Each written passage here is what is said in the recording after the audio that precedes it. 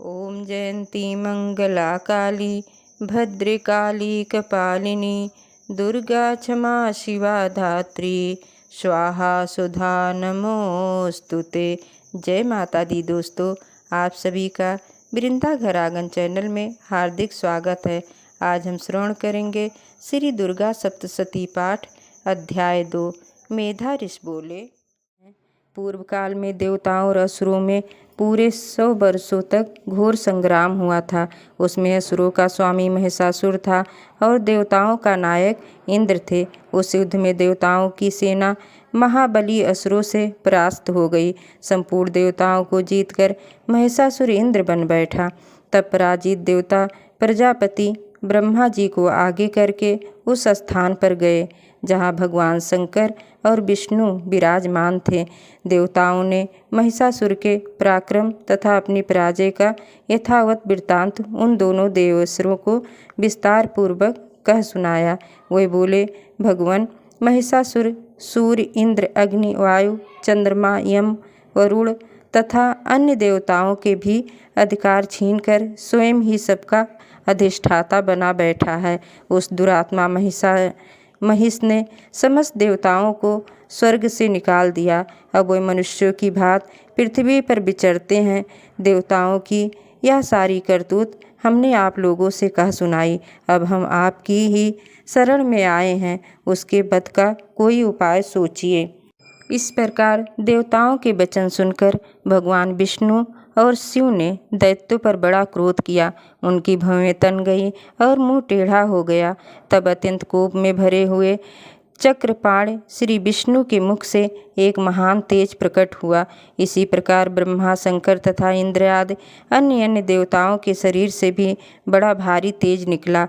वह सब मिलकर एक हो गया। महान तेज का वह पुंज जाज्वल्यमान पर्वत सा जान पड़ा। देवताओं ने देखा, वहाँ उसकी ज्वालाएं संपूर्ण दिशाओं में व्याप्त हो रही थीं। संपूर्ण देवताओं के शरीर से प्रकट हुए उस तेज की कहीं तुलना नहीं थी। एकत्रित होने पर वह एक नारी के रूप में परिणत हो गया और अपने प्रकाश से तीनों लोकों में व्याप्त जान पड़ा। भगवान शंकर का जो तेज था, उससे उस देवी का मुख प्रकट हुआ। यमराज के तेज से उसके सिर में बाल निकल आए। श्री विष्णु के तेज से उसकी भुजाएं उत्पन्न हुईं। चंद्रमा के तेज से दोनों स्तनों और इंद्र के तेज से मध्य भाग का प्रादुर्भाव हुआ। वरुण के तेज से जंघा और पिंडली तथा पृथ्वी के तेज से नितंब भाग प्रकट हुआ। ब्रह्मा के तेज से दोनों चरण और सूर्य के तेज से उनकी अंगुलियां हुईं।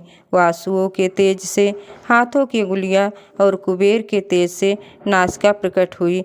उस देवी के दांत प्रजापति के तेज और तीनों नेत्र अग्नि के तेज से प्रकट हुए थे। उनकी भौएं संध्या के और कान वायु के तेज से उत्पन्न हुए। इसी प्रकार अन्य देवताओं के तेज से भी उस कल्याणमयी देवी का आविर्भाव हुआ। तदंतर समस्त देवताओं के तेज पुंज से प्रकट हुई देवी को देखकर महिषासुर के सताए हुए देवता बहुत प्रसन्न हुए। पिनाकधारी भगवान शंकर ने अपने शूल से एक शूल निकालकर उन्हें दिया। फिर भगवान विष्णु भी अपने चक्र से चक्र उत्पन्न करके भगवती को अर्पण किया। वरुण ने भी शंख भेंट किया। अग्नि ने उन्हें शक्ति दी और वायु ने धनुष तथा बाण से भरे हुए 2 तरकस प्रदान किए। सहस्त्र नेत्र वाले देवराज इंद्र ने अपने वज्र से वज्र उत्पन्न करके दिया और ऐरावत हाथी से उतार कर 1 घंटा भी प्रदान किया। यमराज ने काल दंड से दंड, वरुण ने पास, प्रजापति ने स्फटिकाक्ष की माला तथा ब्रह्मा जी ने कमंडल भेंट किया। सूर्य ने देवी के समस्त रोमकूपों में अपनी किरणों का तेज भर दिया।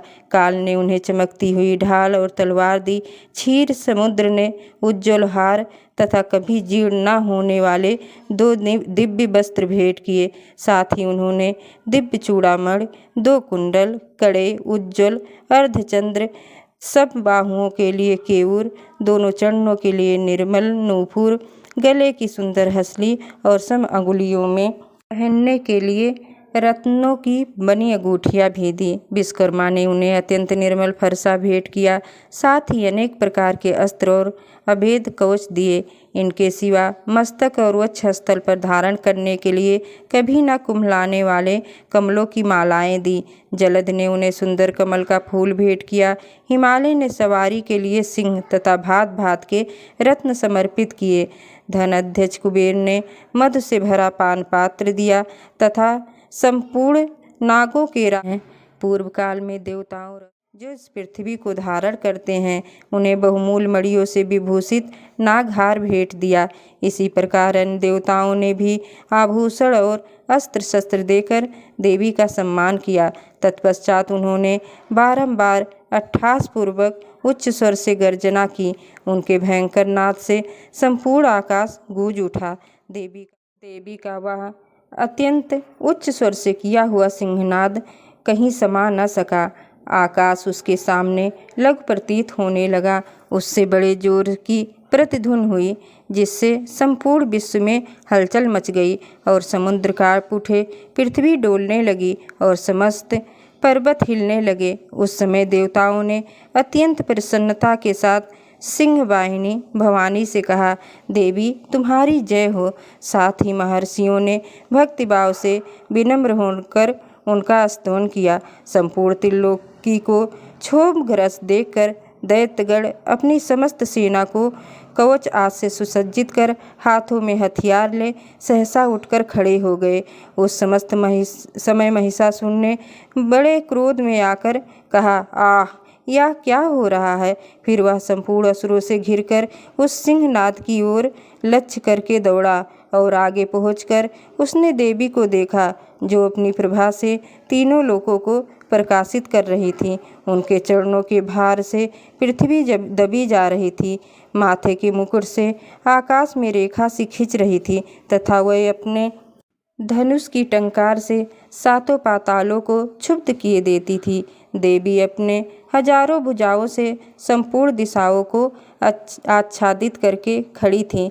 तदंतर उनके साथ दैत्यों का युद्ध छिड़ गया। नाना प्रकार के शस्त्रों के प्रहार से संपूर्ण दिशाएं उदासित होने लगी। चिचुर नामक महान असुर महिषासुर का सेना नायक वह देवी के साथ युद्ध करने लगा। अन्य दैत्यों की चतुरंगिनी सेना साथ लेकर चामर भी लड़ने लगा।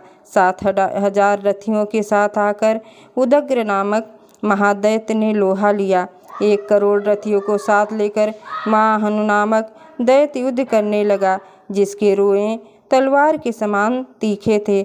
वह अश्लोमा नामक महादैत्य 5 करोड़ रथी सैनिकों सहित युद्ध में आ डटा। 60 लाख रथियों से घिरा हुआ वास्कल नामक दैत्य भी उस युद्धभूमि में लड़ने लगा। पारिवारित नामक राक्षस हाथी पर सवार और घुड़सवारों के अनेक दैत्यों तथा 1 करोड़ रथियों की सेना लेकर युद्ध करने लगा। बिडाल नामक दैत्य 5 अरब रथियों से घिरकर लोहा लेने लगा। इनके अतिरिक्त और भी हजारों महादैत्य रथ, हाथी और घोड़ों की सेना साथ लेकर वहां देवी के साथ युद्ध करने लगे। स्वयं महिषासुर उस रणभूमि में कोट कोट सहस्र रथ, हाथी और घोड़ों की सेना से घिरा हुआ खड़ा था। वह दैत्य देवी के साथ तोमर, भिंदपाल, शक्ति, मूसल, खड्ग, परश और पट्टिस आदि अस्त्र शस्त्रों का प्रहार करते हुए युद्ध कर रहे थे। और कुछ दैत्यों ने उन पर शक्ति का प्रहार किया, कुछ लोगों ने पास फेंके तथा कुछ दूसरे दैत्यों ने खड्ग प्रहार करके देवी को मार डालने का उद्योग किया। देवी भी क्रोध में भरकर खेल खेल में अपने अस्त्र शस्त्रों की वर्षा करके दैत्यों के वह समस्त अस्त्र शस्त्र काट डाले। उनके मुख पर परिश्रम या थकावट रंच मात्र भी नहीं था। देवता और ऋषि उनकी स्तुति करते थे और वह भगवती परमेश्वरी दैत्यों के शरीर पर अस्त्र शस्त्रों की वर्षा करती रहीं। देवी का वाहन सिंह भी क्रोध में भरकर गर्दन के बालों को हिलाता हुआ असुरों की सेना में इस प्रकार विचरने लगा, मानो बनों में दावानल फैल रहा हो। रणभूमि में दैत्यों के साथ युद्ध करती हुई अंबिका देवी ने जितने निश्वास छोड़े, वह सभी तत्काल सैकड़ों हजारों गणों के रूप में प्रकट हो गए और परस, भिंदीपाल, खड्ग तथा पट्टिस आदि अस्त्रों द्वारा असुरों का सामना करने लगे। देवी की शक्ति से बढ़े हुए वे गण असुरों का नाश करते हुए नगाड़ा और शंख आदि बाजे बजाने लगे। उस संग्राम महोत्सव में कितने ही गण मृदंग बजा रहे थे। तदनंतर देवी ने त्रिशूल से, गदा से, शक्ति से, वर्षा से और खड्ग आदि से सैकड़ों महादैत्यों का संहार कर डाला। कितनों की घंटे के भयंकर नाद से मूर्छित करके मार गिराया। बहुतेरे दैत्यों को पास से बांध कर धरती पर घसीटा। कितने ही दैत्य उनकी तीखी तलवार की मार से दो टुकड़े हो गए। कितने ही गदा की चोट से घायल हो धरती पर सो गए। कितने ही मूसल की मार से अत्यंत आहत होकर रक्त वमन करने लगे। कुछ दैत्य शूल से छाती फट जाने के कारण पृथ्वी पर ढेर हो गए। उस रंगाण आंगन में बाढ़ समूह कितने ही असुरों की कमर टूट गई। बाज की तरह झपटने वाले देव पीड़क दैत्यगण अपने प्राणों से हाथ धोने लगे। किन्हीं की बाहें छिन्न भिन्न हो गई, कितनों की गर्दन कट गई। कितने ही दैत्यों के मस्तक कट कट कर गिरने लगे। कुछ लोगों के शरीर मध्य भाग में ही विदीर्ण हो गए। कितने ही महादैत्य जांघें कट जाने से पृथ्वी पर गिर पड़े। कितनों को ही देवी ने एक बाँह, एक पैर और एक नेत्र वाले करके दो टुकड़ों में चीर डाला। कितने ही दैत्य मस्तक कट जाने पर भी गिरकर फिर उठ जाते और केवल धड़ के ही रूप में अच्छे अच्छे हथियार हाथों में ले देवी के साथ युद्ध करने लगते। दूसरे कबंद युद्ध के बाजों की लय पर नाचते थे। कितने ही बिना सिर के धड़ हाथों में खड्ग, शक्ति और रिष्ट लिए दौड़ते थे तथा दूसरे महादैत्य ठहरो ठहरो या कहते हुए देवी को युद्ध के लिए ललकारते थे। जहाँ वह घोर संग्राम हुआ था वहाँ धरती देवी के गिराए हुए रथ, हाथी, घोड़े और असुरों की लाशों से ऐसी पट गई थी कि वहाँ चलना फिरना असंभव हो गया था। दैत्यों की सेना में हाथी, घोड़े और असुरों के शरीर से इतनी अधिक मात्रा में रक्तपात हुआ था कि थोड़ी ही देर में वहाँ खून की बड़ी बड़ी नदियाँ बहने लगीं। जगदम्बा ने असुरों की विशाल सेना को क्षण भर में नष्ट कर दिया। ठीक उसी तरह जैसे तृण और काठ से भरे ढेर को आग कुछ ही क्षणों में भस्म कर देती है, और वह सिंह भी गर्दन के बालों को हिला हिला कर जोर जोर से गर्जना करता हुआ दैत्यों के शरीर से मानो उनके प्राण चुने लेता था। वहाँ देवी के गणों ने भी उन्हें महादैत्यों के साथ ऐसा युद्ध किया जिससे आकाश में खड़े हुए देवतागण उन पर बहुत संतुष्ट हुए और फूल बरसाने लगे। इस प्रकार श्री मार्कंडेय पुराण में सर्वाणिक नाम मनवंतर की कथा के अंतर्गत देवी महात्म्य महिषासुर सेनावध नामक दूसरा अध्याय पूरा हुआ। एक बार प्रेम से बोलिए माँ जगदम्बा की जय, नौ दुर्गे की जय, माँ भगवती की जय।